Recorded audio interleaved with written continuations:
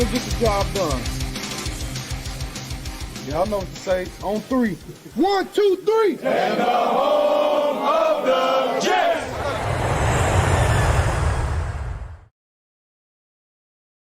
Good evening, everybody. Let's talk Jets. Happy St. Patrick's Day, Mr. Ian. How you doing, man? Good, man. Good. Man, draft is like, it's crazy, but the draft's actually a little early this season. It's coming up on us quick. No, it is, man. I'm excited. There's a lot to talk about. You have the whole Geno Smith trade. That kind of dust is kind of settled with that. The Jets did a lot of depth signings. You have returners coming back, offensive line depth, a lot of positive things. It seems like, maybe it's just me, dude. It seems like the thought process around the Jets has changed a little bit. They entered the offseason as the laughing stock where it's like, oh, worst team in football. Glenn's going to get fired. They all suck. Just get me through the year. And now everybody's kind of like, you know what? They're doing some smart things. They're doing some things where they're giving themselves a chance to compete now. And it seems like some fans are slowly, not saying buying in, saying to be a good team, but you're feeling a little better about things. Yeah, I mean, really, the reality is like we upgraded at a bunch of different positions, right? And even though they might not be the most like flashy names, we didn't, sign Jalen Phillips at edge or, Alec Pierce or somebody like that.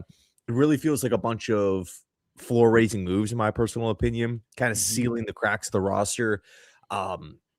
So, when we are out there and the starting player, whoever that might be, has to sub out, we're replacing that guy with a solid rotational player as opposed to a practice squad guy or, like an undrafted free agent or someone that could be on the last, 12 months of his NFL career. And that, week after week after, it's not the end of the world after 1 week, one game, you have to do that. But if that's happening every single Sunday, right? You're undrafted free agents and practice squad players are taking 40 to 45% of the snaps. It's like, you know what? We're probably going to be finding ourselves in the losing column. Yeah. Especially if the coaching isn't elite and the quarterback play isn't elite, to kind of make up for it. So, I personally think that, man, we attacked a whole bunch of positions of need. We raised the floor of this team, and we're getting the team ready to be more, in my personal opinion, competent and ready to go for the start of the season. And also something to make a note of, man, with the draft, 4 picks. It's not like in previous seasons where it's just the 2. I was kind of thinking about this the other day. When we get to 2028, assuming that there's no sort of trade ups or anything, like it's going to be weird just picking, like having 1 pick in the first round, or like, oh man, like we only have 1 pick tonight. Like the past 2 years, we've had like 3 or 4. So yeah, it should be weird, but you got to factor in, unless we're going quarterback with one of these selections, 4 new starters coming in the fold as well. Well, that's one thing I kind of want to touch on. We'll go into the draft as well, but you look at how the Jets are trying to rebuild their roster. It's like, all right, weed out the bad contracts, weed out the bad players, but also not give a lot of crazy contracts. I mean, a lot of these players are 1-year deals or like 3-year deals with the option to get out after 2. So if you take that approach, it's fine. It's frugal, but it's fine. It's smart, but you got to hit on the draft. You're putting a premium on your draft picks to be big-time contributors very early on in their careers. And like you talked about it, when you have 4 picks, the top 44, you got to hope at least 3 of the 4 are impact players this year. Not saying all Pro Bowl, but you've got to get legit talent, especially if you take the lesser route in free agency. Definitely, man. I mean, imagine if, 2, 16, 33, 44. Imagine if out of that 4, we can get 3 Membus. Like that type of caliber of player where it's just like, okay, he's good. He looks like he belongs. Like, I don't know, man. It feels it's gonna sound crazy, but it to me at least, it's a good time to be a fan of this Jets team, man, because we don't have everything figured out. I understand it, but brighter times are ahead, man. And look, what are the 2 ways to rebuild football teams? Draft picks, cap space. We have them both. So I think we did a bunch of small I don't want to downplay it and use the word small, but small, again, we're not handing out $100 million deal, $80 million deals, $90 million deals, but a bunch of small acquisitions that you just feel like, man, they're going to go a long way, both on the field and off the field. Guys like Minka Fitzpatrick and Demario Davis, like both of those guys, just 2 ultimate teammates, 2 ultimate leaders. So, I think Darren Mushi's done a really good job. I think Aaron Glenn has done a really good job. You're listening to Yeah. Go ahead. Did you? Well, that's kind of what I was going to go to. It's like right now, it's like it seems like Darren Muji's doing a very encouraging job. Last year, he started off rough, but that's the expected when you're first time GM, first time head coach, dysfunctional organization, trying to figure out so many different things. They started off kind of rough, but then he made up for all the trades: Harrison Phillips, Brownlee, Briggs. And as time went on, he started to make better and better moves that are better fits for the team. Going into this offseason, a lot of smart moves as well. But to me, it's like it's encouraging, but he separates himself from being a bad general manager to a good general manager is nailing the draft, dude. Nailing this draft and really getting excellent value, having a clear blueprint, knowing when to be aggressive, know when to trade back. Like I think it's sometimes Joe Douglas got too cute, kept trading back.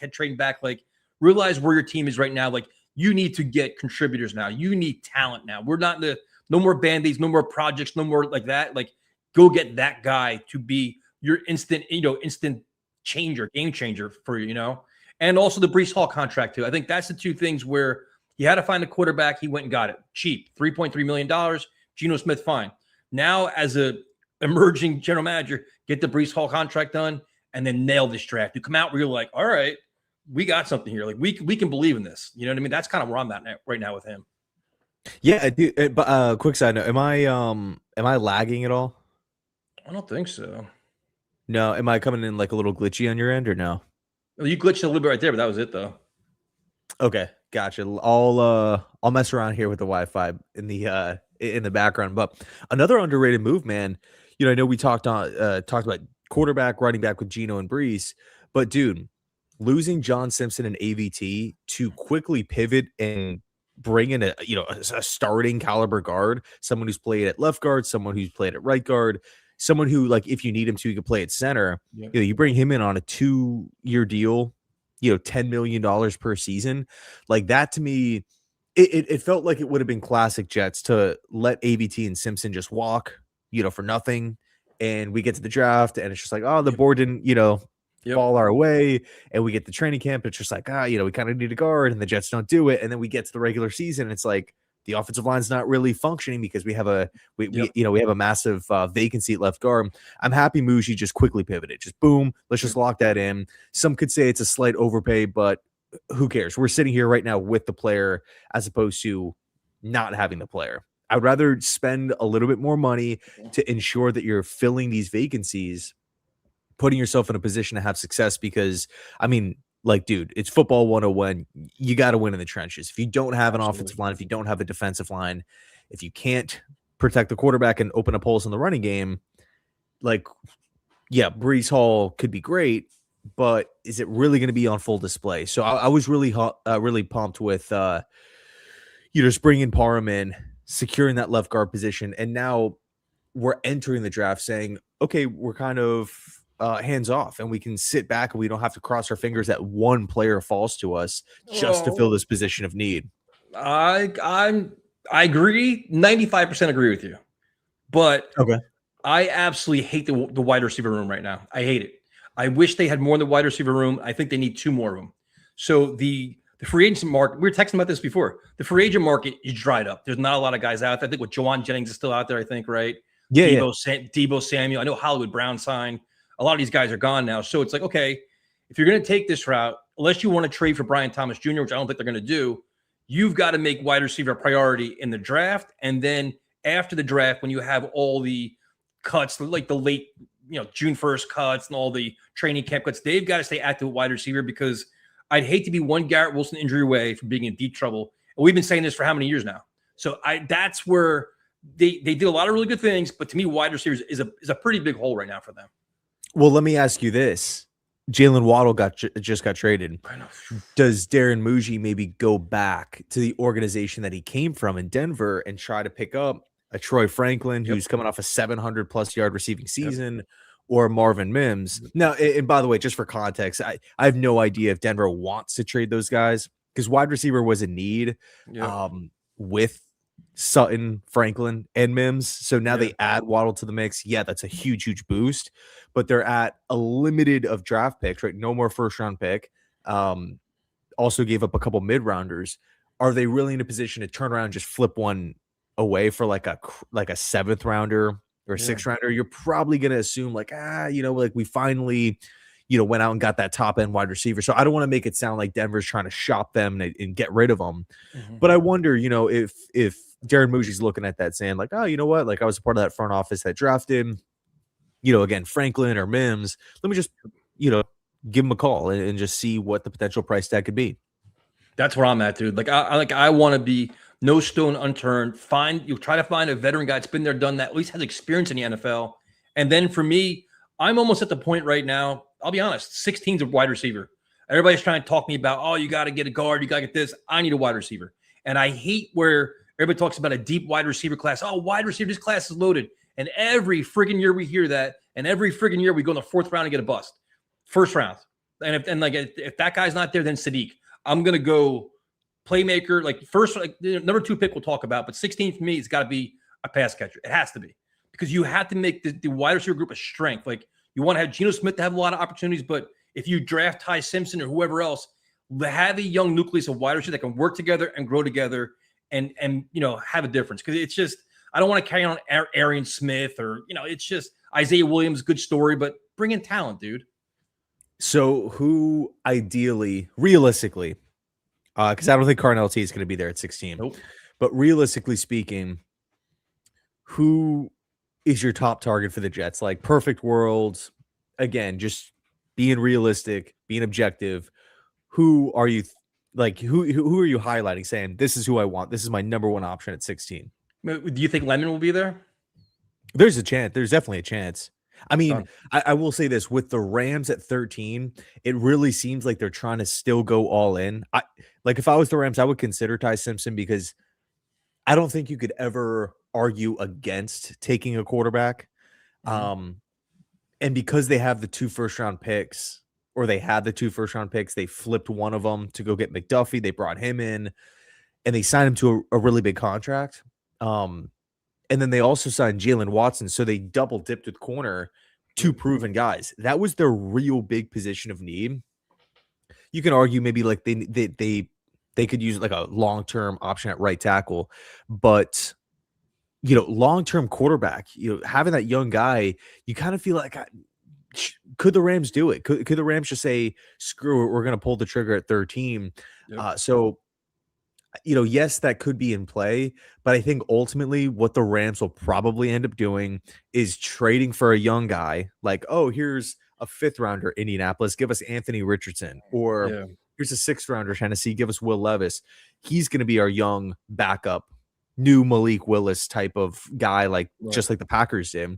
And we're just going to go out and select an instant impact wide receiver at 13. Cause that's the other, I mean, I don't want to, they have Devontae Adams and Puka. I don't want to sit here and say like the Rams desperately need a wide receiver, but there was the small report that said that they could look to shop, or they've kind of been interested in maybe moving Devontae Adams. Small buzz that they were maybe interested in AJ Brown. So I wonder, if they don't trade for Brown and nothing really happens with Adams, who's older and pretty expensive. I wonder if they just say, hey, let's just kind of reset the wide receiver position and just go draft Lemon at 13, or even Tyson too. So yeah, I mean, and that's the thing. It's like one of these guys I think would be available, right? Tyson, one's going to be available. I have no problem taking him, but I'm kind of with. I've been telling you this for a while, dude. Like you think he's going to go to Buccaneers at 15? Or no, was it 15? Yeah, 15, right? Yeah. You think he's going to go there? I would take him in a heartbeat. And to be honest with you, the Jordan Tyson thing, I completely understand all the injuries. I understand the MetLife turf. I understand all that. Dude, at 16, I'm taking him. Like, I'm just there where I want elite level talent, one of the best receivers in the draft class, and go from there. Dude, well, so the reason why I say Bucks and Sadiq, let me just actually quickly double check this. But I don't believe the Bucks have a tight end, like a playable tight end on the roster. Let me just so Cade Otton's still listed here, but you're thinking about Zach Robinson coming in, the OC from the Falcons, what he was able to do with Kyle Pitts, coming off a great season. I wonder if the Bucks can just look at Sadiq in a similar way and just say, hey, this guy's a dynamic weapon, a fast, just the guy seems like an alien, like from an athletic standpoint. Let's get him into the mix. The offense has to get back on track. They have a bunch of young corners. I still feel like Tampa needs a corner to replace Jamel Dean, but I just keep coming back to that Sadiq to the Bucks fit and how it can maybe make some sense. But dude, Tyson, man, at 16, that's interesting because dude, if Tyson's healthy, I love his fit, but the problem is health, and it's not a guarantee. And like if you start looking at the injuries, it's not like one thing that's reoccurring. Yep. And it, is it too risky for in your eyes? Is he too risky for the Jets? Let me frame it like this. So early in his career, he tore in one shoot ACL, MCL, and PCL. Missed the whole next season. Coming back from that, comes back, breaks his collarbone. Right, so two unrelated things. Yep. But missed a decent amount of time towards the back end of the season. Then he comes back from that and had a hamstring problem pop up this past season. Missed time due to that. Get to the combine, still didn't want to do the workouts and stuff because of the lingering hamstring. Now, the medicals coming out of the combine basically said that there's not like a fear that Tyson is like currently massively hurt or anything, but I do still feel like it speaks to durability questions. Like, okay, if this guy can't finish a college season, how's he going to get to the NFL with bigger hits, more of a workload, practices more games, and throw on top of it the MetLife turf. And now all of a sudden he's going to get to the pros and play 17 games when he can't get through a 13, 14 game season. So I think that's a totally fair, critique. If you're a fan, you're like, dude, I don't know if I trust Tyson. Yeah, he could be 100% healthy today, but he's not. There's a chance he could not be 100% tomorrow. And yeah, of course, any player can get hurt, but if there's a track record every single season he's missing time due to different things, I do think it's fair to say, or maybe question if you're a fan, like, well, we kind of need a sure thing at spot number 16. Like we can't take Tyson at 16 and have him, miss 12 games his rookie year. Okay. Would you take Cooper? I do like Cooper, man. I do like Cooper. 16 might be a little high, but the yards after catch is crazy. Yeah. The toughness, I think he has really good hands. You kind of feel like he's just like a bulldog type of player. Just throw him a slant. He's going to try to try to lower his shoulder on a linebacker.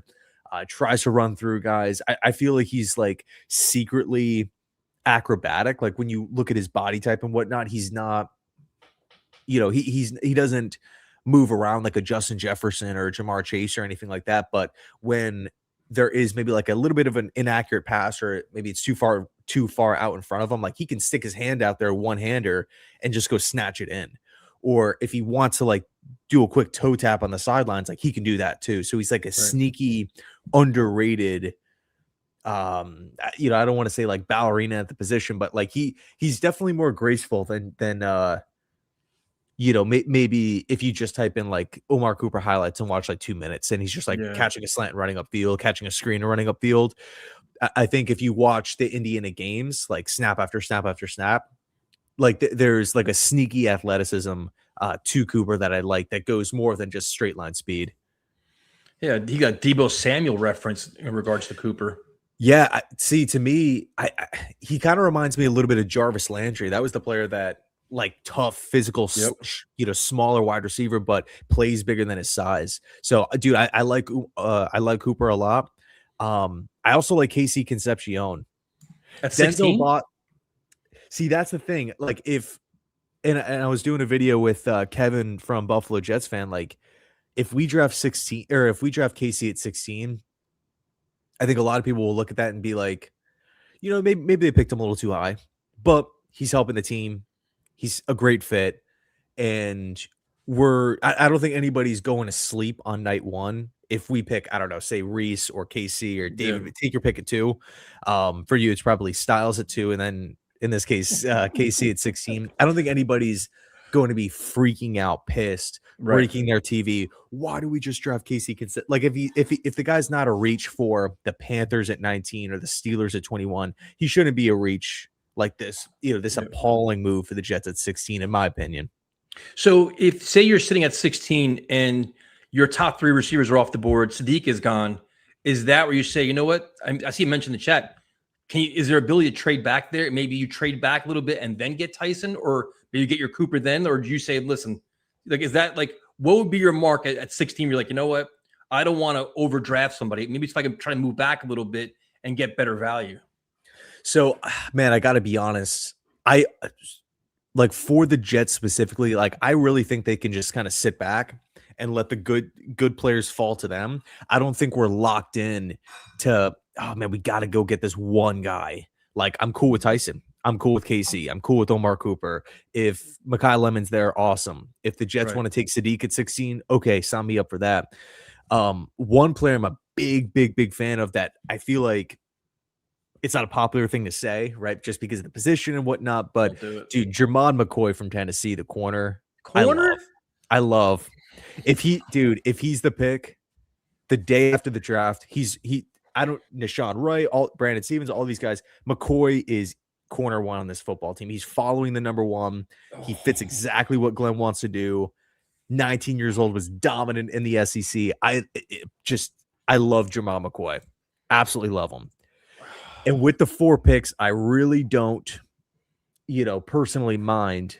If you want to go down that route and just say, hey, this is the best player on the board, and we feel like he could be a corner one, at the next level, then let's pull the trigger on it.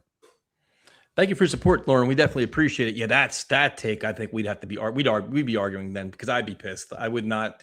If I'm going, well, let's talk about the number 2 pick, because there's a lot of consensus where it's like the Jets are going to go defense, because it seems like at that spot it's either going to be Reese, Bailey. Some people may like Styles. Don't know who those weirdos are, but that could be a possibility. So let's do a little game here. I'm really curious to see how you handle this. You're now Ian Muji. You're now the general manager of the New York Jets. You have to sell me on Arvell Reese is the undisputed, has to be the pick at number 2. What would you tell me about Reese to make me believe, you know what, this guy is it? No, don't consider anybody else. So the first thing I would say is you've watched every snap of Jets defensive football last season. They were anemic getting after the passer. They were inconsistent stopping the run. They definitely lacked game changers and top end talent. And I think Arvell Reese can help out in all of those categories. I think if you take a look at Arvell Reese's game, of course, it's a bit of a projection to the next level because of his age at 20 and him not having a ton of experience. But you kind of look at someone like a TJ Watt, not comparing the two, those two from like a game standpoint. Yep. Like, oh, they're the exact same player. But like TJ Watt was only like a 1-year starter back at Wisconsin, but like there was a lot of upside. There was power. He was good against the run. He upside as a pass rusher. I think with the recent scheme change to a 3-4, it makes so much more sense to go after a Reese or even a David Bailey. Ruben Bain, I felt like would fit either. Or, if we kept, if we kept the 4-3, whatever, or we wanted to swap over to the 3-4. But Reese to me is just he's the most complete player at that position with the highest upside. And let's just hypothetically say you draft Arvell Reese, he's not developing. Which again, it's hard to believe because he's 20 years old. Yeah, he's young. 6'4", 6'3", 200. I mean, it depends where you want to call it and how much weight you want to put into the combine numbers. But 6'3", 243 pounds is like the listed weight. Is it completely off the table that he can't gain 5 to 10 pounds of muscle over the next 5 years? Can't gain more than that. Totally like he is. Like from a play strength standpoint, he's unbelievable, right? You'd have Big Ten guards, pulling guards, barreling down on him. He's standing there ready to make a play in the running game. He'd get hit with a guard. The guard, again, coming full steam down the pipe on Reese. He stands there and doesn't even move. Like he's standing up these guards, no problem. It was almost like a joke. And then you also look at the creativity. I think one of the benefits of running like a lot of odd man fronts is you can get creative with how you want to rush the passer. You hear over and over like Reese, hopefully he can turn into a Micah Parsons. Well, one of the reasons why I think Micah Parsons is who he is because the freedom that you can deploy him in. Like you can line him up right over the center. Like I'm sure everyone's seen that like viral clip of him doing like the fake basketball crossover, like before the snap, like he's just getting ready. You could use him on delayed blitzes, simulated pressures. It's just send them purely off the edge, right? Just have them whip around tackles, just using pure speed. Overload blitzing on one side. And personally, I don't feel like Reese is the type of player to have to come off of the field, maybe like David Bailey. Like there were moments in college where Texas Tech was having to pull Bailey out in obvious running situations because they didn't want to have that weakness exploited. With Reese, I feel like, man, the sky's the limit for the guy. And let's just hypothetically say he's 20 years old. He doesn't get any stronger, any better. He doesn't look as explosive anymore, can't rush the passer, can't stop the run, whatever. He's just not built for edge at all. All the combine numbers, it's just a wash. Nope, he just stinks. Right. You have the fallback option of playing him at stand-up linebacker, where he can still be really, really, really good. Right. And that was kind of his first position at Ohio State.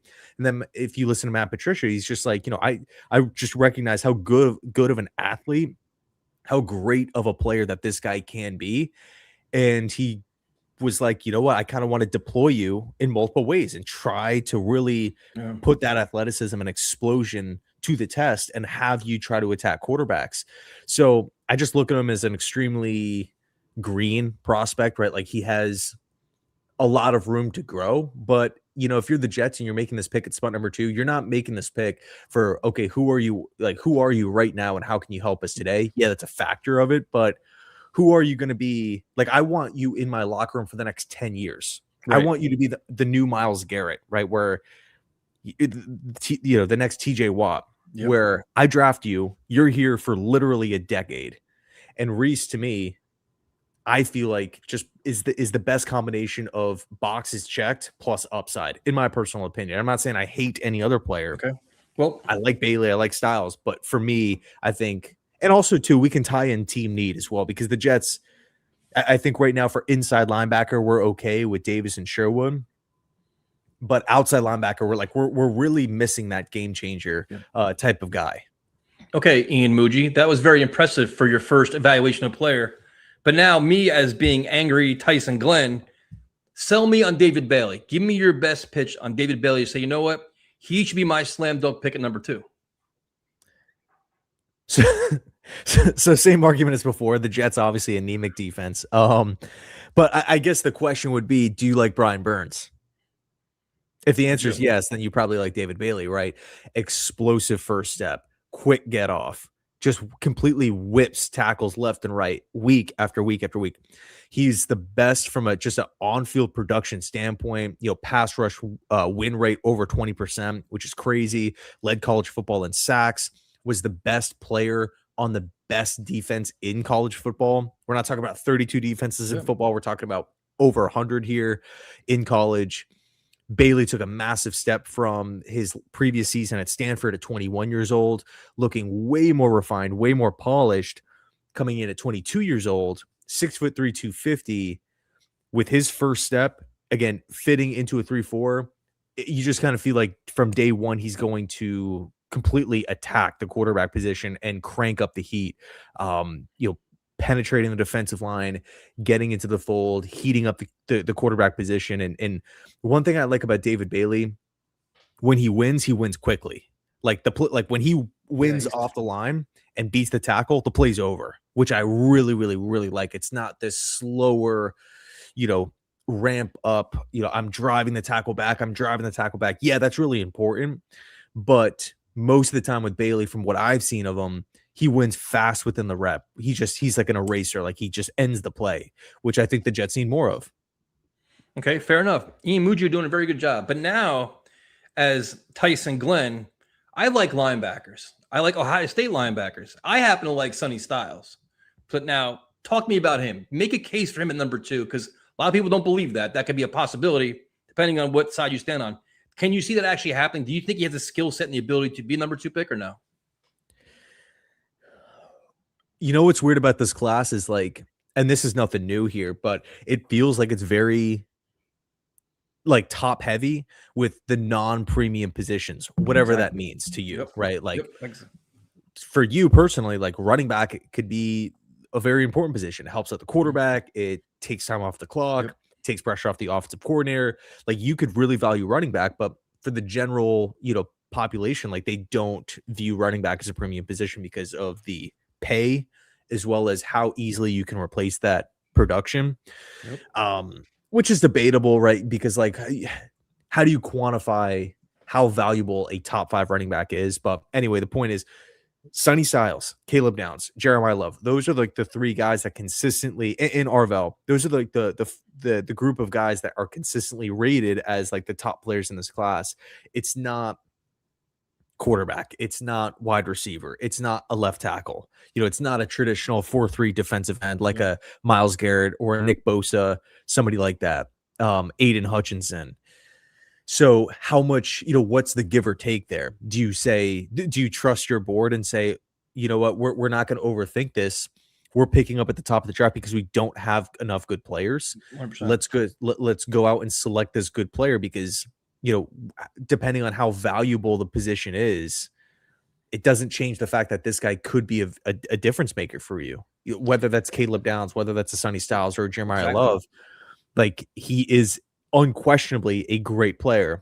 Now, of course, the draft isn't a perfect science, and there's injuries and stuff. Stuff happens, but do you take that approach, or do you weigh it like, you know what, if the pick is Sonny Styles and we pass on Bailey, we pass on Reese, and those guys turn into great pass rushers. I mean, to be honest, you can argue if Reese and Bailey are just good pass rushers, 10 sacks, 9 to 11 sacks per season, nothing really too crazy, they're still, from a contract standpoint, more valuable than Sonny Styles is, even if he's the best linebacker in the National Football League. Like, Devin Lloyd coming off an incredible season, the interceptions, the coverage, what he did against the run, what he did overall for Jacksonville's defense, took a huge step forward. He got less than $50 million.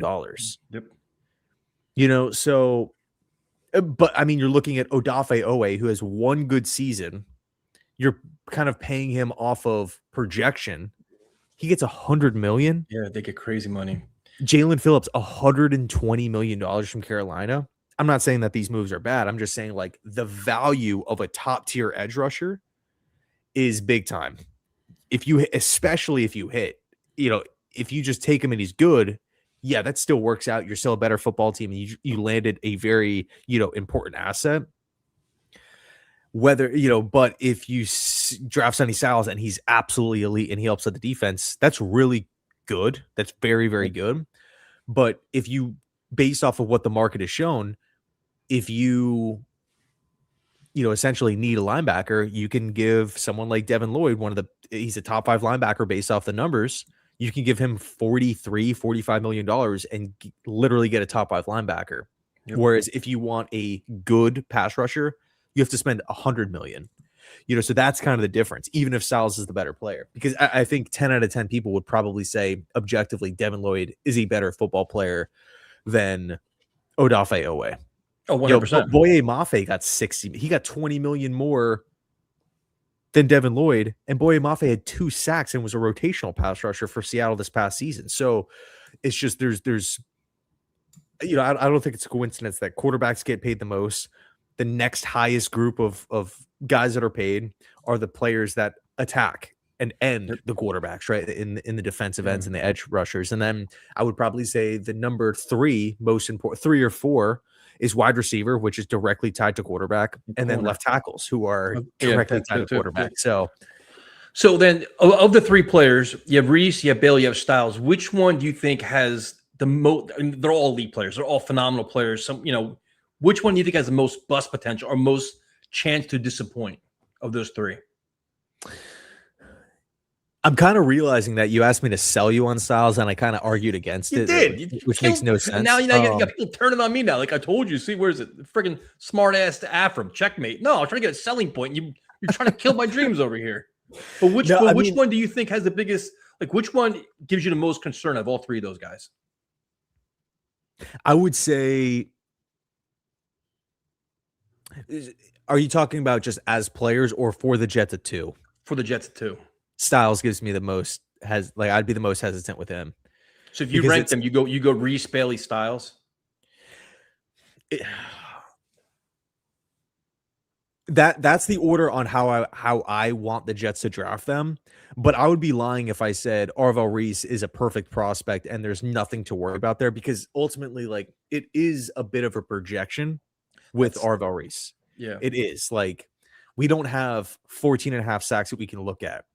Tangible sacks, boom. He's, rushing the pass. He has 300 pass rush snaps, and he's dominating tackles left and right every week. We have a little bit of that, but the sample size was pretty small. So the theory with Reese is, hey, if Arvel's 20 years old and is just making Big Ten offensive linemen look stupid and weak, what can this guy look like with NFL coaching 2-3 years from now? He's already proven, based off of the combine numbers, based off the tape, that he moves exceptionally well, vertically and horizontally. He could play multiple positions. He could do a bunch of things really, really, really well with stopping the run and being able to hold his own, set the edge, just kind of create that wall right there on the line of scrimmage, and massive upside rushing the passer. I think that's why we get those Micah Parsons comparisons, right? Yeah. Or like the player that he kind of reminds me of was Von Miller coming out of Texas A&M. Yes. Now, Von had a lot more experience, but kind of one of those same sort of like, hybrids almost it's almost like a derogatory term these days. Like you almost look at like the word hybrid as a bad thing, but for Reese to kind of just be this, like, his position's stand-up linebacker, right? Stand-up inside linebacker. And then Patricia's just like, you know what? Like, we really like your explosion. We really like your athleticism. We're going to like just try to, send you and, off the edge and use you as like this creative, quarterback, punisher, this QB spy at times. We're just going to try it. And he's doing it at an exceptional level. I think there's a ton of value in that. It's kind of like, like if someone sees you driving a car really well and they're like, you know what? Like, here are the keys to an F1 car, just take it around the track, and you're like really good at it, but you only have one lap, it's just like, whoa, like there's something here. Yeah. You haven't had a whole lifetime to prepare and to practice at this, but from what we've seen, like, you're really, really good at it. So it's definitely intriguing. And also too, like, David Bailey's 2 years older than Reese. Mm-hmm. So in my opinion, I think it's fair if you want to compare Bailey and Reese today, but one of the big, and we're literally just talking about this, one of the biggest things with Bailey was him at 21 years old taking a huge jump when he switched schools to Texas Tech. Right? The coaching, the polish, the refinement. He wasn't just winning just purely off speed, just like hike and he's running around the tackle, where you kind of felt like at Stanford that's what was happening, which is cool. That still wins in the NFL, but now he has this just spin move like that's just lightning fast, goes across the tackle. You can tell he's a smart player when he comes up to the line of scrimmage and he's constantly attacking the tackle's outside shoulder, right? Where he's really trying to beat him to that outside step. And then as soon as the tackles are trying to like, oh man, like I really got to, get on my horse to get to that spot. Now David Bailey's cutting across the inside, just flashing across his face, and then just whipping by the tackle to basically end the play. But the point is, if Bailey can take a 21 to 22 year, that 1 year jump, why can't Reese? Why, what's Reese going to look like when he's David Bailey's age? That's 2 years from now. And Reese, you can argue, has better play strength and he's better against the run right now. And David Bailey is 5 to 10 pounds on Arvel, and Reese is playing in a better conference with notorious, or they're Big Ten's known for good offensive line play. Ohio State, Michigan, Iowa, even some of the smaller schools too, like Minnesota and Northwestern and stuff. Like, there's a lot of good offensive linemen that always come out of the Big Ten. Wisconsin. Reese is showing better play strength and a better ability to stop the run in a quote unquote better conference. But do you just want that? And I don't want to make it sound like David Bailey's a one-trick pony, because I do think that the whole run stopping thing with Bailey gets a little overblown, because it's talked about so much as like a big weakness for him. Yeah. But I don't want to make it sound like he's just some rotational guy. He's only coming in on third downs because I do think ultimately David Bailey still has room to grow in that. It's not like he's realm 28 too. years old. It's like, Right. oh, he's 22, he's 23. I'm like, dude, he's 23. Like, that's still, you're still going to the prime of your career, and you still put on strength and speed and do a lot of other things too, especially with an NFL system. Now, I'm assuming that Ruben Bain, for all purposes, is out of the equation at this point, right? I think the way the Jets handled their defensive line, the change of 3-4, everything else, Bain is most likely out of the conference. It's basically the three guys we talked about at this point, right? Yeah, I mean, I would say so because we did bring in Onyemata and Briggs is going to be back. Harrison's going to be back. Tavondre is going to be manning the middle part of the defensive line. And we brought in Igbare and Osai. I feel like both of those guys are going to be, the constant edge rushers. Will McDonald, in my opinion, I think he'll probably be like the designated pass rusher. And then whoever's the pick at spot number 2. But like if you kind of feel more comfortable with Bain, who's more like he kind of has that sawed off body type, plays low to the ground, like good leverage, just insane power, unstoppable in college. If you envision him as like your kind of like Muhammad Wilkerson type of role, like 5 tech in a 3-4, then and you absolutely love him. Yeah. I'm not going to push back and say like, oh, you guys are, crazy. Like, why are you taking Ruben Bain? Like, to me, he's not in a different stratosphere, but I do feel like the Jets kind of need more so that stand up outside linebacker edge force, as opposed to maybe someone who's lining up, in between the guard and the tackle, or right over the tackle, or tackles inside shoulder, like where I feel like Bain will probably thrive. So now I'm glad this comment's in here. It says Jeremiah Love is the best option at 2. I will never change my mind. Speaking as a big fan of Jeremiah Love, I get it. But the bigger story is there is a big belief the Titans may take him at 4, and teams may be willing to trade up ahead of them to get Jeremiah Love, which music to my ears. What are your thoughts on the Jets trading attitude? Do you think they're in a position where, like, you know what, we have to get Arvell Reese here because, you know what, this is the game-changing guy, the developmental guy we can get here for the next 10 years, all the things you said? Or you say, listen, we're not one player away. We're many players away. We don't necessarily need a top 2 pick. If we can trade back to wherever it is, 8, 9, 10, 11, whatever it is, get more picks, maybe another third rounder, all this, is that a better spot for the Jets to be in? Or do you think, you know what, we've reached a point now where we need elite talent and we really shouldn't consider trading back? It depends on how far back you want to go. Yeah. The Chiefs aren't going to trade up with Kenneth Walker. The Saints are going to trade up with Travis Etienne. Who else could come up? So you have Tennessee at 4, Giants at 5, maybe. And even if that's the case, they would probably want to just go to 3 as opposed to 2. Because Arizona brought in, who did they bring in? Algier, I think. Yeah, I think they did. Yep. So, to answer your question, if we get a trade back offer, I guess my response would be, I don't want to. Ideally, I want to stay in the top 5. That's my question. How far back would you want to go? So for you, it's the Giants. Yeah, because again, realistically, the one team I continue to see pop up for Jeremiah Love is the Vikings. The Vikings trading up. But are the Vikings going to go from 18 to 2 for a running back? That's too far, too. I wouldn't want to go back that far. See, I'd like you said 5. I'd be happy in the top 10. I'd be okay there. That's kind of where I'm like, 9, 10. Washington. Yeah. Washington at 7, maybe. We could just do that, just like kind of quick on the spot mock. So Mendoza goes 1, Washington trades up to 2. They go Jeremiah Love. Pick 3.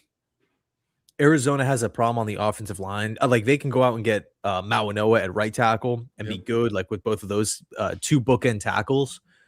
And also you kind of feel like Arizona's playing for 2027. 100%. I really don't know, unless they maybe are in with Ty Simpson or something like that, and they want to maybe trade back, do the Jackson Dart, and they trade back up into the first. But like you're looking at the Cardinals roster. I don't really know how good they're going to be, but I do feel like if Arvell's there, Arizona, if you're going to be going into a season basically saying like we're kind of shooting for a top draft pick next year, go for Reese at 3.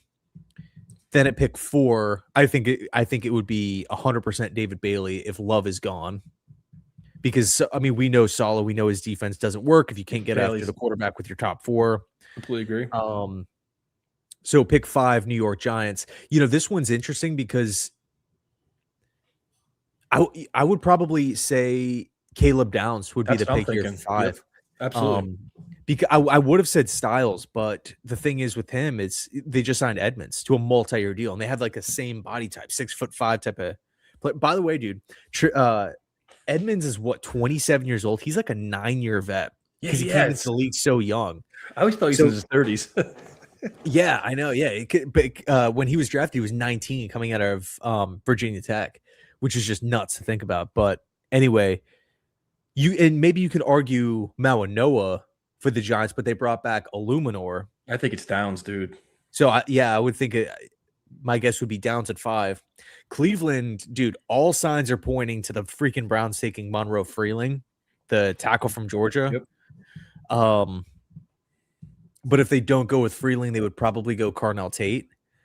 But then we get to the Jets at spot number 7. Well, so hold on. So you got Fernando Mendoza, Jeremiah Love, Reese, Bailey, Downs. So pick one for Cleveland, Freeling or Tate. I think it's probably going to be Freeling. I don't think it's a coincidence that Freeling dominated the combine. The Browns go out and they make all these moves, securing the inside. They make the trade for Titus Howard, but the only position that they don't attack is left tackle. Mm-hmm. It seems like the point for Cleveland, like the point of emphasis this offseason is fix the offensive line. I don't think they're going to get to the draft, have the opportunity to go after this, 6'7", long-armed SEC left tackle with a huge upside that tested well, athletically, and say, we're good. We're going to pass. And also we're looking at all these different, draft insiders who are talking to people again, right after the combine, dude, everyone Freeling 6. Like he's jumping from like, where was he before? 17 to the Lions to 6 to Cleveland, literally across the board. ESPN, Fox, NFL Network, everyone's just boom, boom, boom, boom. Spot number 6. So I'm like, there's probably something there. So I'm going to go Freeling for the Browns at 6, which helps the Jets out. And I would go Carnell Tate at this point. Yeah, because then you get 7. You're looking at Carnell Tate or Styles. I would think that would be your 2 options, right? At 7, you're not going to think Bain or Bain. Yeah, I mean, to me, it's like, dude, Tate or Styles. That's interesting there because you have to take Tate. You're getting the best trade in the draft. I would go Tate. So your value of your trade back in that scenario actually works. Where okay, you're not getting Reese, but you're significantly improving your offense with a great receiver. Whatever other compensation you get at 7, whatever, say 3rd round pick, second, whatever other stuff. And then you still have 16 to go defense in if you had to. So you can still address other spots at 16. So the trade back would actually work in this scenario. Yeah. And, another thing too is having 33 and 44, like this class is pretty damn deep at edge rusher. So if you want to come back first pick of day 2 and go out and snag, the edge rusher that fell, whoever that might be, I mean, there's so many of them. I mean, off the top of my head, like just 2nd round options, are Mason Thomas from Oklahoma, Cassius Howell from Texas A&M. I still feel like the NFL people are higher on Keldrick Falk than the media. Like I'm seeing mock drafts with Falk going around too. I can't. His dude, 6'8" SEC player. He was asked to kind of play in a different role. I feel like Falk will definitely be first round. So. Yeah, I mean, I think you can argue taking an edge rusher there. But yeah, I mean, we would be walking away with, let's just say, Carnell Tate, whoever we get at 16, 33, 44, and then whatever other pick that we got from Washington. Can't be mad about that. So this comment says, trade down and take Love. I think if you trade down past the Titans or Giants, you're not getting Love. Love's gonna be a top 5 pick, I think. I mean, again, I'm biased as hell with him, but I just kind of think that's where it's heading anyway, though. I think the floor, the lowest Love falls is 7.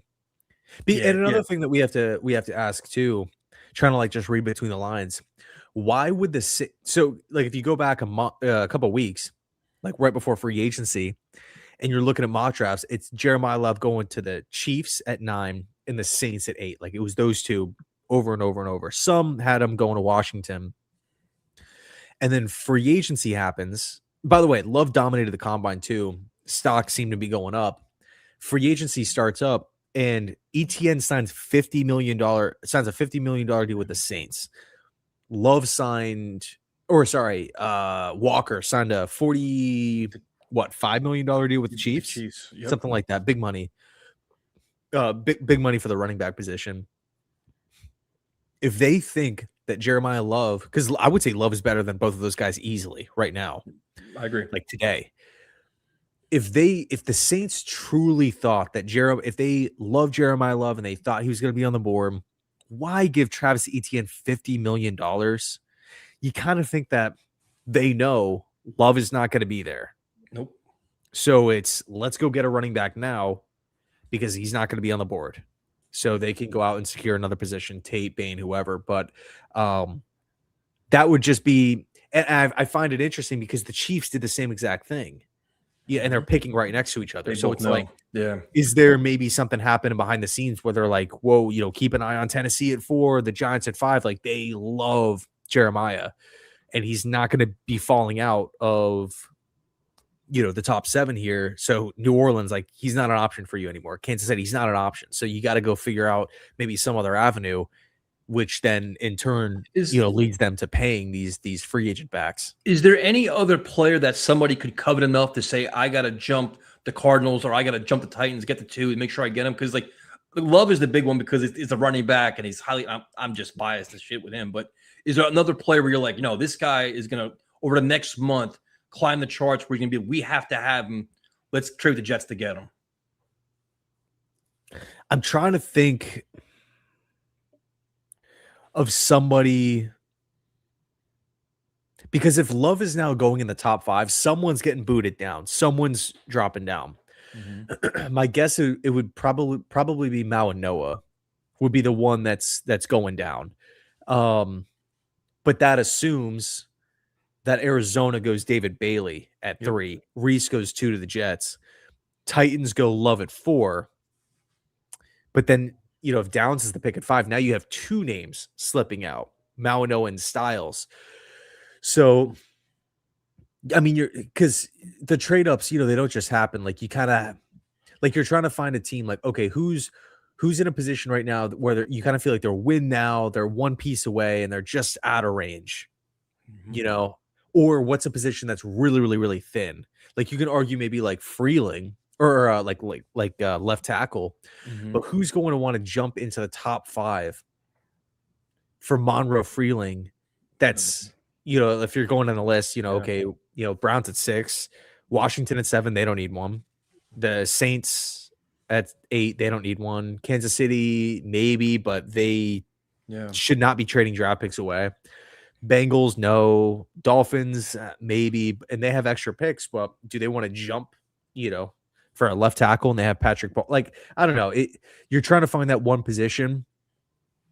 It just feels like the top 10, my guess is that it's going to stay the same. Yeah, that's the whole thing. Like usually you have like those rumors, it's the quarterback everybody covets. There's not really a quarterback this year everybody covets. It's like usually, right? It's like, oh, we got to get Drake May, we got to get this, we get that. Like but there's no like guy where it's like, oh, we got to get Ty Simpson at 2. No, nobody cares about that. It's going to be later in the first round, probably that conversation if he doesn't go in the top 10. Like I don't, I think Love's the only name right now it's being circulated where teams may be aggressive for. But again, it's early. That could change over time, but it's kind of what it seems like. I don't think it's going to be Simpson.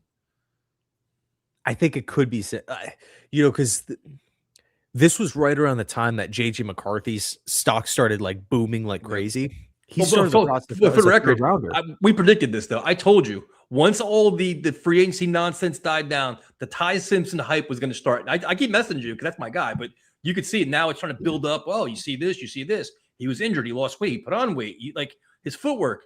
It's kind of building back up. But I'm trying to figure out how high the hype is going to get to. Is he going to make that same kind of run where people are going to you're going to understand the inexperience, but you're also going to look at all the skill set that he has as well. Yeah, in the background here, I'm trying to find the date for. Okay, here it is. March 24th. So next week, the Alabama Pro Day takes place. And I wonder, because you have the one team at pick 3 in the Cardinals that you just, because I think a lot of people look at the Rams and they say Ty Simpson's the perfect fit there. He doesn't have to play right away. He's a coach's son, so Sean McVay's going to love him, from a mechanical standpoint, from like a love of the game standpoint. He fits the system really, really well, just like the quick passing, under center, ball comes out, accurate when he has protection. But Mike LaFleur's coming in from the Rams. And you kind of feel like, the Cardinals, dude, I assumed that they were going to get Malik Willis. They didn't get one. Are they really going to roll into the season with Brissett and Gardner Minshew's coming off a torn ACL? And that's it. You can maybe argue they go after like a Nussmeier later on in the draft, or if they just, are completely sold on whatever, Dante Moore, Lenora Sellers, somebody like that. Think about next year. Yeah. They could definitely do that. And I feel like maybe Arizona's leaning that way, but when we get to the pro day, if we see Mike LaFleur lurking around, right, maybe standing behind Ty Simpson as he's doing the dropbacks, smiling, whatever, like I wonder if Arizona, like if we could have a JJ McCarthy just rise, right, where all of a sudden the Cardinals can just say, screw it, we're taking him at 3. That would be bold. That would be interesting. That would be really interesting. That would kill. That's good. Yeah, and not saying I think that's going to happen, but just we're trying to find somebody who could be a potential trade down type of thing, Yeah, because I'm trying if to the think... Cardinals are sold on him at 3, then you probably have to jump Arizona, get him at 2. But who would that other team be? You don't really feel like there's that other team that has like the draft ammo, like because Pittsburgh won't do it. Nope. Miami has the assets, but they just paid Willis $67 million. Yeah, I don't know. No, I think that Ty Simpson's going to be interesting, dude. You can just see it. It's slowly starting now where it's like Dan Orlovsky will tweet things out and Brian Baldinger will think, and slowly but surely every analyst is part of, I never saw this before. This is really good. And then the fans will buy in. He'll have a great pro day. He's going to interview really well. He says and does all the right things. It's going to be just a matter of where he goes. And I don't think, we talked about this before. Like, I don't think the Jets are going to get involved until after 16. I think after that, if he's somewhat still around there, they have to kick it around. But I don't think if he somehow falls to 16, I don't think they pull the trigger there, dude. I genuinely don't think they'll do that. Do you? I wouldn't rule it out. I think at this point, they're probably going to pass. Just a complete guess on my part. But can I ask you one question? And I agree, but like this is to this point here. This is something that I argued with a couple days ago with somebody. They're like, if the Jets truly love Simpson, like you're like this guy's a slam dunk. This guy's everything we want. If that's the case, you take him at 2. You don't take him at 16. You don't take a chance of losing him. Like if he's on your board, you're like, this guy is our next quarterback. We love him. But if you're like, we'll take him at 16 over 2. If you want him that bad and quarterbacks at a premium, you take him at 2 then. Why even take a chance of losing him? Right? Like that's how you'd have to handle it. Like that's not something you play around with. Well, that's kind of like the Jackson Dart situation, right? The Giants decided to roll the dice and they hit in their eyes. I think the question would be, are you sold on Bailey, Reese, and these guys at 2? If you aren't, and you're like, dude, we kind of like we feel the need to go out and land Simpson because we absolutely love him, then I can see that playing out. But if they're like, dude, we cannot pass Reese up, let's just take Reese now and then package 44 and 16 to try to shoot up. Yep. Yeah, I think it's got to be how much of a conviction they have on Simpson. If it's like, listen, okay, we love Reese. Reese is our guy. We got to get him. Then as the draft plays out, you get to 9, 10, 11. You're like, you know what? This Simpson guy is still there, and we think really highly of him, and we need a quarterback. It's a need. You have Geno Smith, but you want that developmental quarterback, your project quarterback. Instead of settling for your 4th round, let's get him now because he's got more talent than anybody else in the draft in our eyes, other than Mendoza. Like I could see, you can make a case for it. I'm just not sure the Jets will have the balls to do it, or they have the you know what I mean? Like there's a lot of risk. The backlash should be crazy, especially with Geno. It's just I don't they'll do it or not. I don't know why. I do think that the Jets are a good landing spot though for a quarterback to step in, like a young guy, because he doesn't have to play right away. Geno is not on the same level as like a Wentz, a Dalton, where you feel a Tyrod, where he's going to get hurt in 4 weeks, or he's going to be benched. If the team is not great after, if they start 0-3. Geno's like a playable option that can get you through 17 games. Mm-hmm. When Simpson does have to play, he's going to have a line. He's going to have 2 tackles. He's going to have hopefully Brees back for 2027 and Garrett. And then also, the other picks as well, 33, 44. Like, what's exactly happening there? Could one of those be a wide receiver? Could Brian Thomas become a Jet? Like, there's opportunities to get better. And then also, this is also really, really important too. If you love Simpson, you take him and you're coming away from the draft with him. I know everybody, like, we're all like living in the moment and stuff, but we still have 2027. Maybe we go out and we pick Geno Smith's cousin and Jeremiah Smith next year to pair him up with Garrett and Ty. And it's just like, whoa, dude, like this is crazy. That's the way to look at it. Yeah, man, because think about it. There's a lot of things that could happen. And listen, I'm not saying take him at 16 or trade up. Like you're right. He may not even be there at 16, the way it's going right now. But you look at that world, say you take Reese at 2, you take Simpson at 16. And like, oh, this is ridiculous. Then at 33 and 44, you address 2 needs. He's going to sit this year. He's going to sit this year while you install your offense and you let Geno Smith run it and you establish everything you have and figure out exactly what you have. Next year, as Simpson transitions, you're now adding 3 first-round picks to that. That could be a receiver, another tight end. God knows what it could be. It could be a running back for all we know. But you're adding all these young playmakers, and he already has a year in the offense that he's already learned it. So you're already taking the progression there. That's actually a blueprint for developing and grooming your quarterback. You're adding talent around him this year, and then next year, and then next year he plays. Works for me. It's not a terrible idea. It's just he has so much inexperience that he needs playing time. Like sitting and watching is great, but he's also got to play too. And he's not going to do that. So it's like I understand both sides of it, but it's not the worst plan of all plans, man. It's really not. A lot of quarterbacks sit. Lamar Jackson sat. Patrick Mahomes sat. Brock Purdy sat. Jordan Love. Jordan Love. That's a good one. Aaron Rodgers, Tom Brady, right? These guys, it's kind of funny because like the Justin Herberts, the Andrew Lucks, they ruin it for everybody. It's just like instant success. You got to go out and be a star. So like they set a standard, and then like everybody should like fall in line. The other thing too, it's like you're getting, according to almost every analyst, you're getting the second best quarterback in the draft. And you don't have to trade up. And you don't have to trade up. And that's there. It's like, all right, in terms of good value, everybody needs a quarterback. You're taking a chance, and you're not, and you still have, like, this is a really good point right here. It would suck to have to give up your 3 first-round picks next year to move up to get the quarterback. If you already have it this year, you're maximizing your potential next year. Now you're just adding a surplus of talent, which is what you need. Yeah, but it's a great point. But I think what it ultimately boils down to is, do you love them or do you just like them?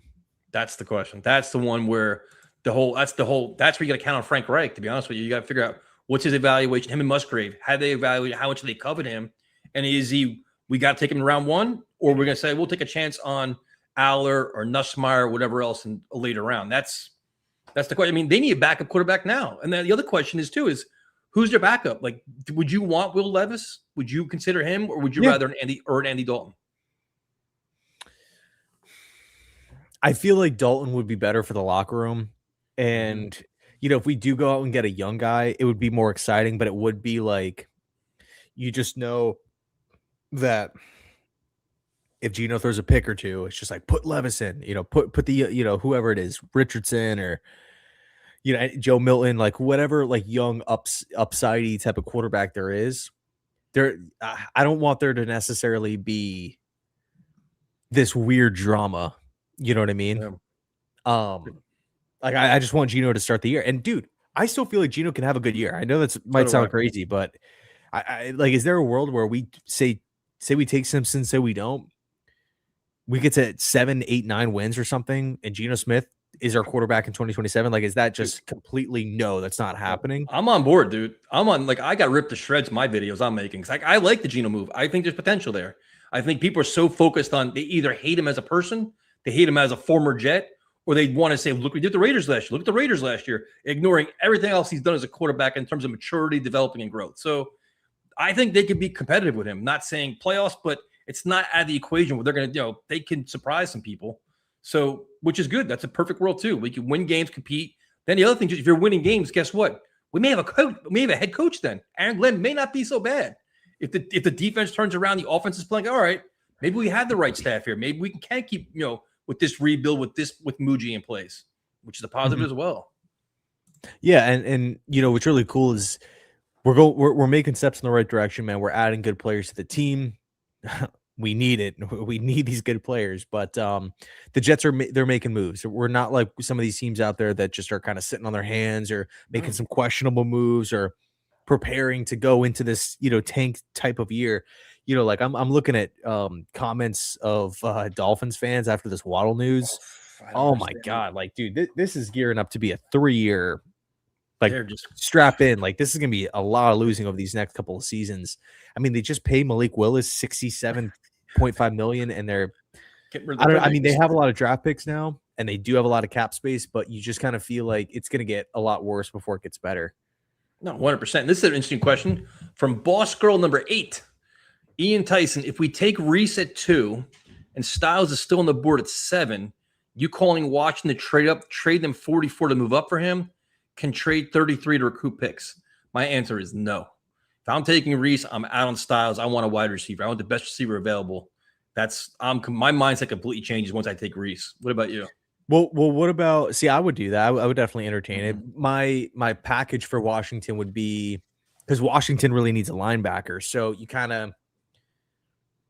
Washington would have to be completely sold on the package to say we're gonna pass on a great prospect at a major position of need to take this luxurious package, right? I guess the offer would be Jamie Sherwood 44 and 16 to move to 7. And at that point I would do that, but I get it. I 33 and you can go get your wide receiver at 33. Yeah, but now we're starting to settle then now. I feel like I'm starting to fall out of then it's like your top 4 or 5 receivers are going to be gone. Sadiq's going to be gone. Then I start panicking and then I start getting flashbacks of like Elijah Moore again.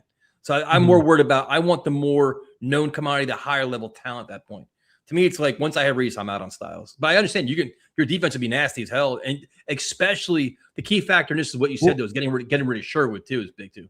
That's a big part of the equation as well. Yeah, and the reason why I did that is threw that out there is because we need to get rid of the contract.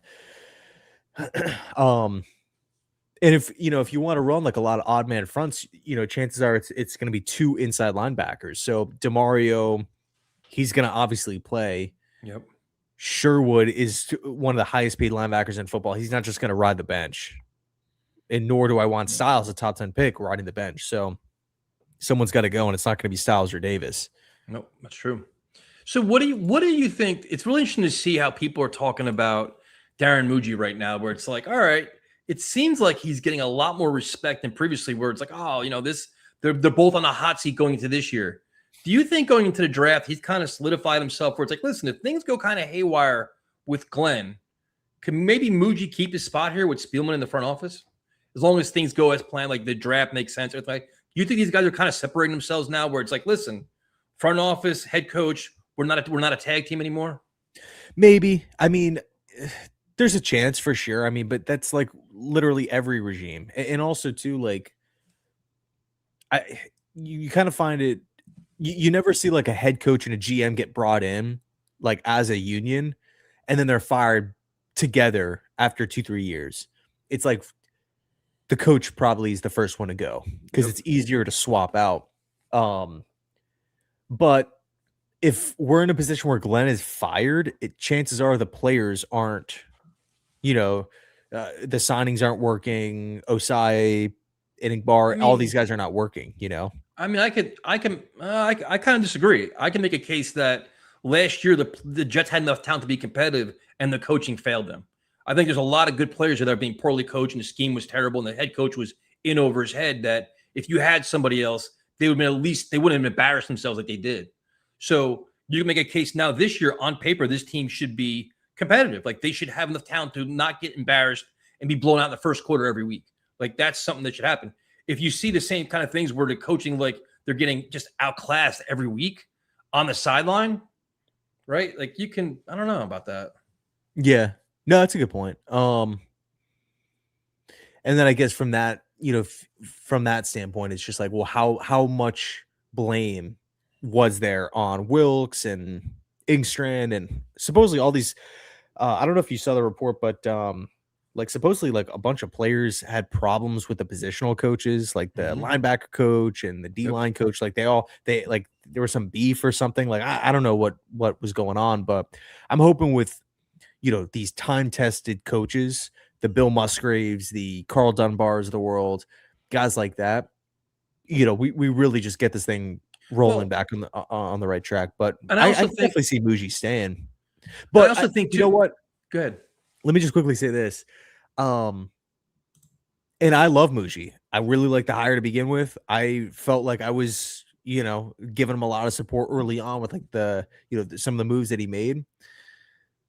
But I don't want to look at all these moves, good and bad, and just cherry pick, Darren Muji got Juwan Briggs in, but Aaron Glenn, he got Fields. Glenn was the one that gave Stevens the big deal. Oh, he starts looking good. Oh, good job. Muji signed him to the contract. Yeah. Like how much we don't, and for all 32 teams, we don't really know.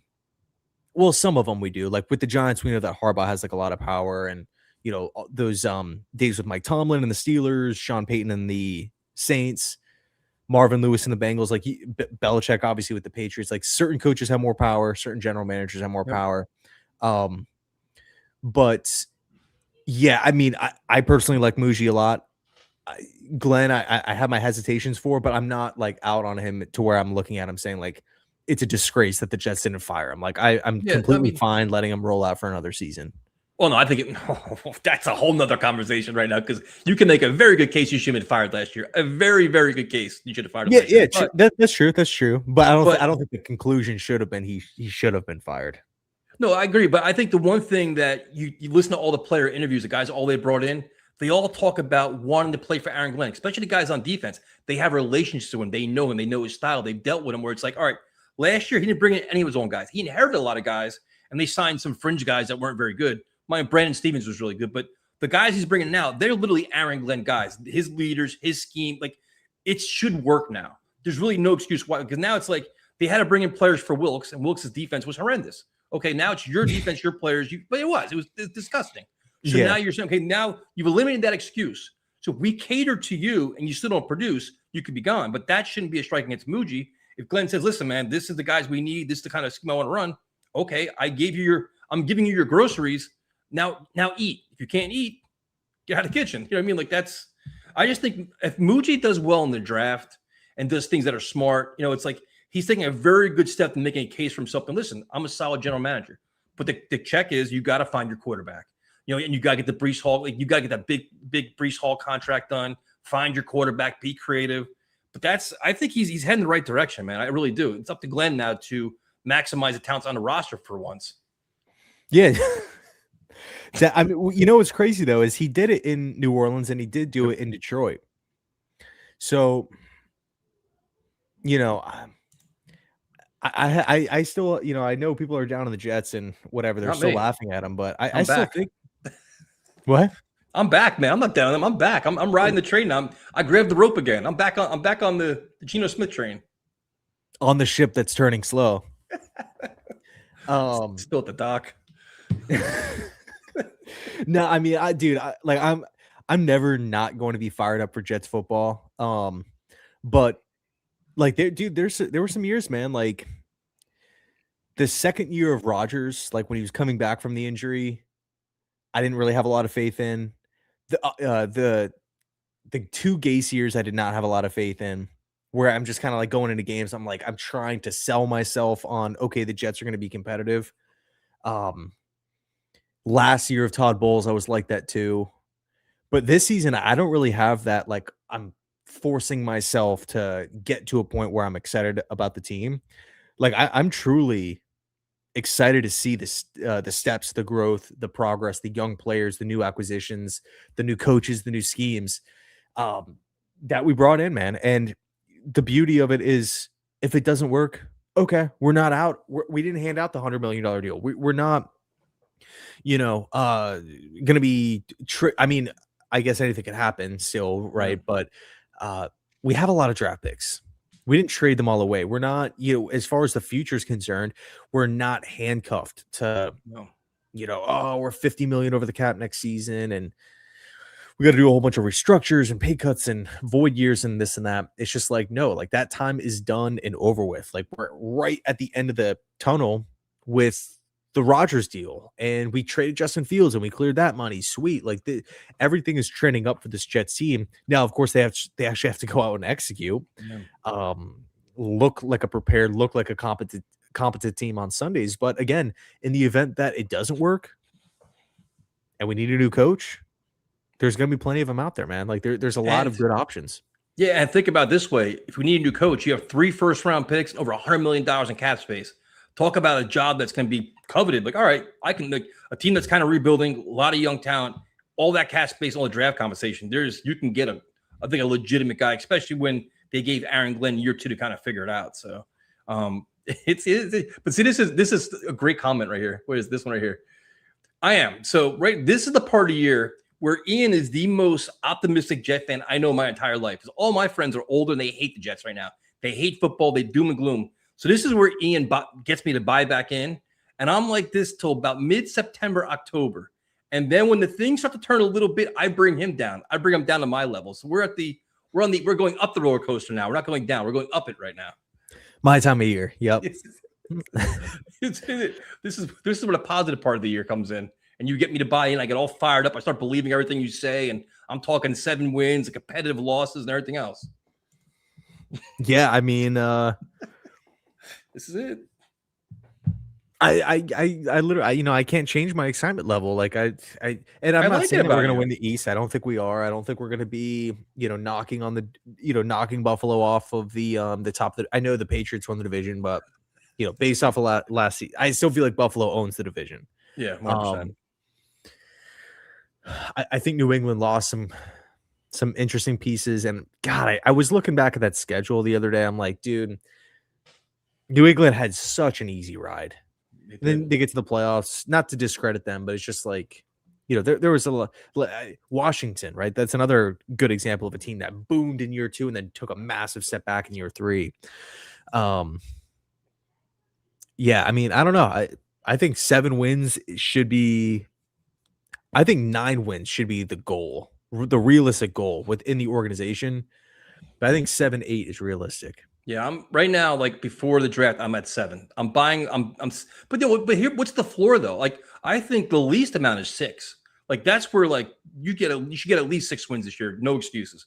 That's where I'm at. Anything less than that, it's like something went completely wrong. Fire people because you can't have 2 years of just complete awfulness. Is 6?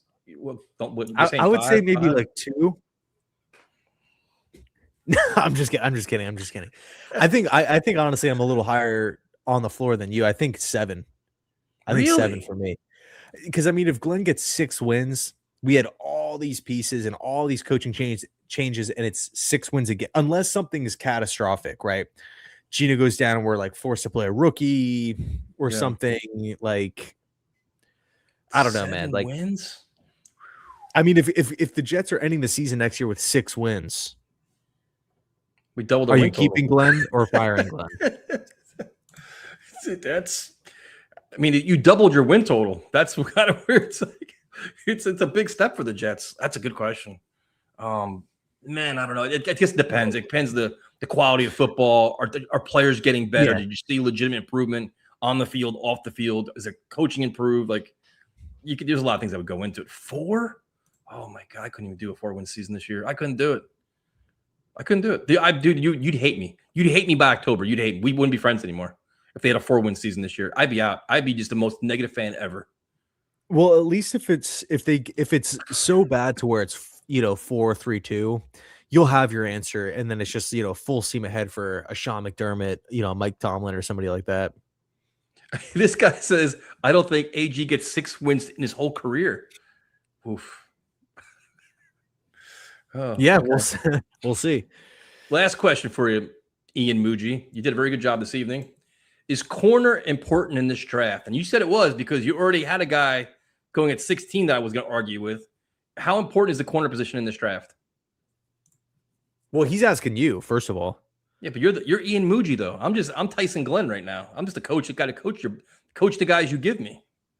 I would say the way I'm looking at it right now is I'm not looking at corners saying like, oh my God, we desperately have to add someone to the room. Because I feel good about Nashawn Wright, dude. I really like that signing. I'm really big fan of Brownlee. I'm excited to see what how Stevens and Azaria Thomas continue to grow, with this Jets team. So I'm not like, hitting the panic button saying like, I got to take one here, I got to take one here. But if there's a guy on the board that you feel like steps in and is a corner one, like he's better than everyone we have now and could be a top 10 corner, that's something we don't have. We don't have that shutdown guy at this point in time. Maybe Thomas turns into him. Maybe Nashawn Wright is an amazing player, working with Glenn, whatever. But some of these draft like if Mansour Delane's on the board at 16 and you feel like he could be that guy, I'm not gonna like if we use this example, but NFL version of it, like would you trade? Well, I guess it doesn't really make sense with the contracts because these guys are getting paid a lot of money. But let's just assume that you can get take your pick on a top 10 corner, Devin Witherspoon, JC Horn. Would you give the 16th overall pick if you could have JC Horn or Devin Witherspoon on a 5-year rookie deal? That's a good question because I know the obvious answer, but how much do you value? Sorry, go ahead. Give me another option. That's option A. What's my option B? No, I was just gonna say the option B is keeping 16 and just rolling the dice with one of the wide receivers.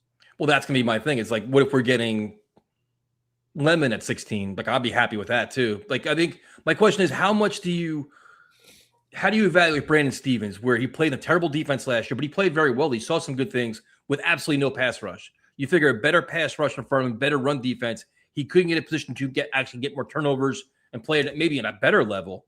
Is he considered a number 2 corner, like a 1B-ish? Like, where would you put Stevens at right now? I'm actually interested to see the rotation that they do, but for me, it's like if I look, I mean, what's cool too is, man, like these are extra picks. Like we're not talking about this at 2. Right. Like 2, we're going to go out and get an absolute beast. It doesn't even matter who we take. Love, Bailey, it doesn't matter. We're going to go out and get an absolute stud, a building block. So you come back at 16 and it's like, okay, we already landed. Like we already made our pick. And this is kind of the extra pick here, along with the 2-2s. But if you have a top 10, someone that you believe internally could be a top 10 corner, and we currently don't have that right now, I would be okay saying, cool, let's do it. We have 33, we have 44. Those are 2 more players that are going to be coming in the mix. We have the 4 picks next season. Like, so that BPA is totally fine for me. So you're going BPA there then, because you're saying we can have a top 10 corner, but in theory you could also have a top end receiver there, which is actually a bigger need for the Jets than corner is, though. Yeah, that's true. But I don't necessarily think Mekhi Lemon could ever be a top 10 wide receiver. Jordan Tyson's interesting because there are moments of like Justin Jefferson with him when he's playing on the field, but the health thing kind of concerns me. So you're saying, so in that world, you're thinking at 16, there's not going to be your slam dunk number 1 receiver there. Then it's going to be like, but you could have your potential top 10 corner there. That's where you're going best player available, which is a tremendous value, I guess, at that point then, right? That's kind of the way I'm looking at it is like with, and another thing too, it's like we see these wide receivers getting moved every year. Every year there's someone that's traded. There's someone involved in rumors. Like I'm looking at 2026 and 2027 as kind of like this overarching thing. Like, okay, if we hit on both seasons, we can get back to the playoffs consistently. I mean, the 8 picks between the 5 1s, the 3 2s, $100 million in cap space next season, all the additions that we made this season. It's totally fair to assume that we can get back to the playoffs in 2027 if we hit in both classes and both free agency periods. So I'm not necessarily like panicking and saying like, I need a wide receiver and I'm going to take wide receiver 5 and I'm going to pass on someone who I think could be a top 10 corner. Now, if you just think he's going to be another guy at corner, then you don't take him. You trust the board. Now there's other positions where I maybe don't feel like I don't have that same type of mindset, like defensive tackle. I don't really know if I would take a Peter Woods or a Caleb Banks No. there, because it's like Jawan Briggs is young. Tavondre Sweat is really young. Yeah, Ania Minata only signed the 1-year deal. Harrison Phillips is older, but I still have like a hesitation with going like top end D tackle at 16. Yeah. If we didn't make those moves, I'd be more open to it. But yeah, corner is just the one where you just kind of feel like having that top end corner is just so valuable. Someone who follows, someone who can just clamp down a wide receiver. You're seeing like what Trent McDuffie just got paid. Yeah. What the Rams had to give up for McDuffie. So if you can go out and get that guy at 16 while adding pieces at 33 and 44 and 2, and the second he arrives, he's better than everyone we currently have. I feel like that would just be, you're essentially passing that up for a wide receiver too. And I agree with you. I think the wide receiver is a bigger need, but it's better I value. think at that point, I'd rather just sign Jawan Jennings. Now, what do you think? This last question, I said it like 10 questions ago. With the signing of your boy Andre Sisco, do you see the safety position still being a big need where you say, we should probably still draft the safety, or they have a bunch of talent? I honestly think that Sisco is a guy that Aaron Glenn likes a lot, that he says, you know what, it didn't work in Wilkes' defense, but he's a ball hawk. There's a lot of really good things. He's a leader. In my defense, he's going to be a playmaker. His vision will probably come to fruition this year with Sisco, where I'm not going to downplay that at all. I think he's probably a good player. Do you think that gives them flexibility to say, no, we already have 4 back there, we don't need one? Does that kind of give you some versatility in the draft and not worry about safety, or do you still want one? Yeah, I would say so, man, because I mean, how does that make it? If Glenn hated Sisco and thinks he's terrible, why in the world is he re-signing in this safety class, in this draft class, where there's so many options? Why is he re-signing? And it's not some sort of thing out of desperation either, because we signed Belton and traded for Fitzpatrick and have Malachi Moore on the roster. So it's not like, oh my God, nobody wants to come here. We didn't get one. Let's just go back and get him. No, like we re-signed him after we made a bunch of safety moves. So I don't know, dude. Like I think you're honest on that. I think he probably just didn't like maybe how he was utilized with Wilkes. Yep. Now, the Jawan Jennings is really interesting, man, because he's probably the last man standing at this point, him and Debo, in terms of like big names that are still out there. What kind of contract do you think he's going to get? Because a lot of the deals the last couple of days, like Christian Kirk was like, what, $6 million? Hollywood Brown got the same thing. They're all in that same range where it's nothing like flashy or gaudy. What do you think Jawan Jennings is going to get? He's obviously going to be better than that, but what do you think he's going to get? I'm kind of at the point where I think he might sign just a prove it deal. Like 1 year, maybe up to 10 mil or something. It kind of feels like Jawan Jennings was like the number 2 option on all the wide receiver needy teams. Yeah. Because, dude, like some of these contracts, like, dude, Pierce, $112 million. Nuts. Romeo Dobbs got paid a ton, dude. Wandale Robinson got paid a ton. So, I'm looking at the difference between Jawan Jennings and Wandale Robinson. Like, is it really that much of a difference between like overall production? Romeo Dobbs has not even had a season with 1,000 yards, and he got paid. So I don't know. To me, it kind of feels like it's a tough spot for Jennings, and I feel for him. I mean, who knows? Maybe he still ends up signing somewhere, but yeah, I feel like Jennings is a good player, dude. He's versatile. He could hurt teams over the middle of the field, short game, could play in the slot, play on the outside. He's a fiery player. I like Jennings, man. It's tough to pinpoint where he's going to land, but like a part of me feels like he's just going to go to like the Chargers or something and, rack up like 85 catches, have a great year. And everyone's going to be like looking around like, oh, how did the Chargers get this guy? Yeah. Yeah, he's sitting there staring right in front of you. Well, we did an hour and a half, dude. I'm not really sure how, but I wanted to make you Ian Muji tonight to get, because you gotta give me some players. So I'm trying to see what your vision is here. So I appreciate all your insight, man. Dude, this one was fun. So now I can go back and rip you to shreds next week. Like, no, I don't agree with this, and I don't agree with that. But we'll see. The whole Glenn Flora thing will be an interesting conversation. But dude, it's March. I'm not talking about Glenn getting fired and tanking. No. For a quarterback that nobody can even. Yeah. I'm not going down that road. This is fun. It's just it's trying to find pieces of the puzzle, make the team better. And there's a variety of ways you can go about doing it. It's, best player available. What's the best valuable here? There's a lot of ways you can do it. And it's fun to argue about it too. And just how people evaluate players too, and how they rank them. So you have any final thoughts here as we do on happy St. Patrick's Day? Yeah. Happy St. Patrick's Day. Dude, one of these shows we got to do a mock draft with the Next simulator week. And whatnot. Let's do it next week. Okay. Wow. Okay. Let's do. Why not? Okay. Yeah, we can. You're not ready for this. We can go through. I guess we could just go to 16. Yeah, if it'd be you the want easiest way to. to We do can it. pull up Let's the do it. simulator, do the screen share, and kind of just debate with everyone, and try to iron it out. I'm down. Next week we begin. We start mock drafting like crazy. Should be fun. Thank you guys for joining us. We definitely appreciate it. Next week, his channel, we start mocking. I start driving him completely crazy. So thank you for all the support, and we'll talk to you later.